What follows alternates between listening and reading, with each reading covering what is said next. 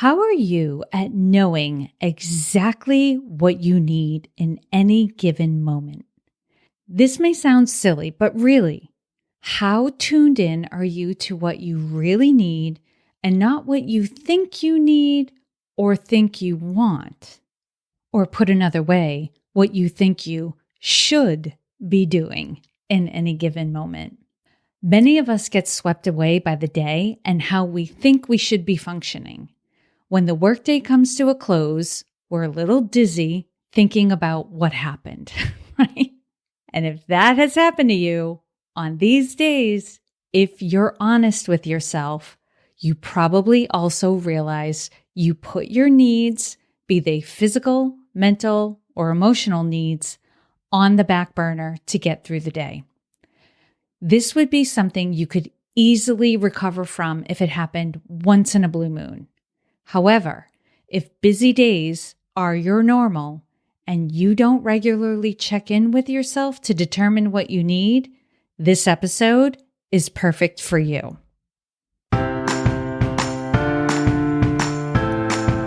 If you are new to the Women Taking the Lead podcast, hello and welcome. I'm Jody Flynn, the CEO and founder of Women Taking the Lead, a leadership development company that helps companies achieve their gender parity goals at all levels of leadership. We help organizations realize these results through coaching, consulting, leadership development programs, and keynotes. My goal is for this podcast to be a valuable resource for you and others in your organization to grow in your leadership. If we are not already connected on LinkedIn, please send me an invitation to connect. You can find me directly at linkedin.com/in/Jody Flynn, or you can search on the platform for Jody Flynn. I'm very active on LinkedIn, so I should be at or near the top of the search results. Be sure to add a note to the invitation letting me know you're a listener of the podcast. I would love to connect with you and get to know you better.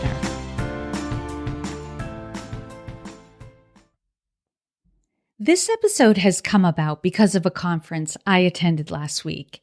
It involved travel and a welcome reception the night before, 3 full days of sessions. So let me start off by saying that early in the morning of my flight, which was already a flight that I was going to have to get up at like 3:30 in the morning to go catch, I woke up at 1 o'clock in the morning and realized, oh shoot, I'm traveling Southwest and I forgot to check in. Now, could I wait till 3:30 in the morning to check in at that point because it was like 2.5 hours away? Oh no, I was fully awake and wanted to check in as soon as possible. So I'm up at 1 a.m. as I'm traveling to go to this conference, and there is a welcome reception that evening. By the time I got to my hotel room, I needed to respond to a slew of emails and messages. I intentionally had not put my out of office responder on yet because I thought I would have plenty of time to do this, but my schedule got jumbled. I planned to have lunch with a friend and I needed to go register for the event that afternoon. So all of this to say, it left me with no time for a nap. So I took a shower at about 6 p.m. to revive myself, but it had the opposite effect. Instead of perking me up so I could go to this welcome reception refreshed, renewed, I was starting to turn into a puddle in the shower. And I had to make a decision in that moment because it was one of those times where it wasn't like, maybe I could. The thought of going to the welcome reception, even though I knew some of the people that were going to be there and I love these people, I couldn't do it. I could not do it. It became so painful for me. So I had to make a tough choice. But right after my shower, I was pretty much in my pajamas and going to bed. And I think I slept about 10 hours that night. So did not go to the welcome reception. And I was bummed, but I know I made the right choice. And this just got my mind thinking. And for the next few days, I noticed I was constantly being pulled in two different directions: the direction of opportunity and the direction of basic self-care, right? These are not like opportunity and something trivial, or self-care or something trivial. These are both important and foundational in my life, in your life. And I intentionally started checking in with myself to see what I needed in any given moment. It was astounding.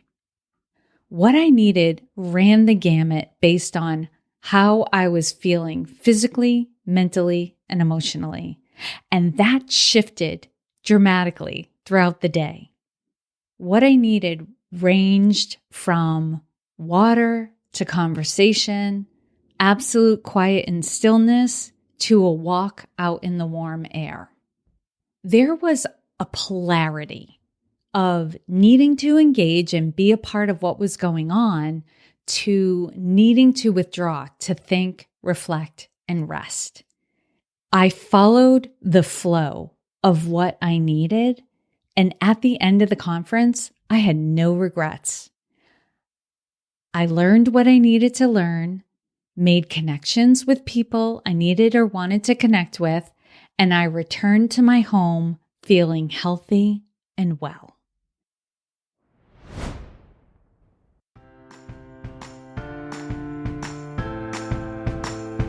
Have you been thinking you'd like to be calmer or more in control of your reactions regardless of what's coming at you?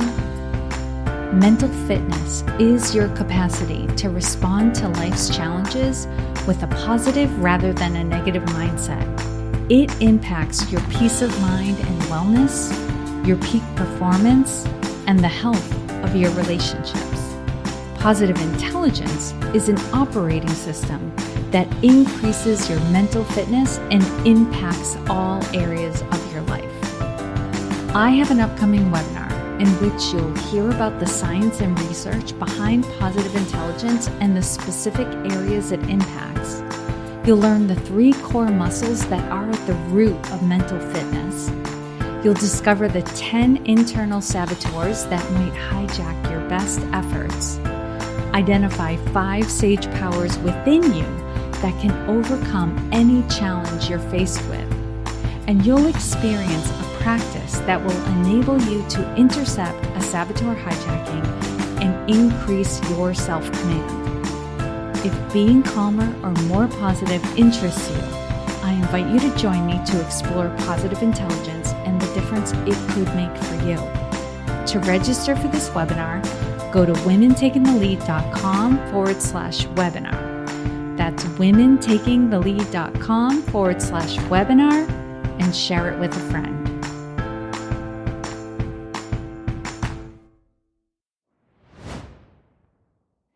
In the past, it was very common that I would return from a multi-day event utterly wiped out. And not this time.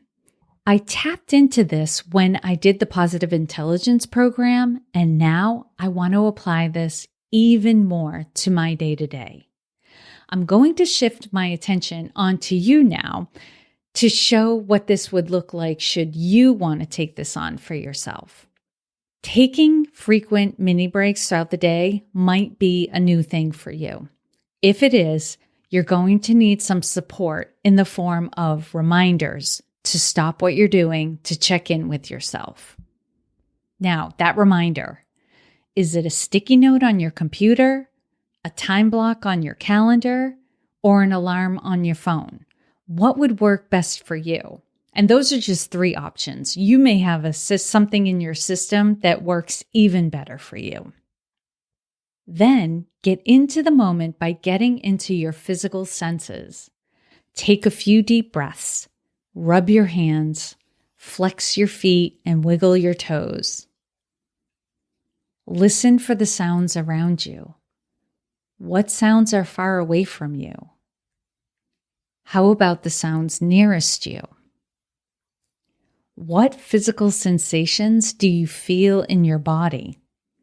Are you thirsty? hungry, or do you need to use the bathroom? Are you feeling any discomfort at all? Do you need to stretch? Are you warm, cold, or comfortable? Are some parts of your body warmer or colder than others? Look at something around you with such attention and curiosity that you notice something you haven't noticed before or doesn't usually get your attention. Now, to get present in your body, you don't have to do all of these things, and I rolled through them pretty quickly. But take a minute or two and give it your full attention, whichever physical sensation you decide to focus on.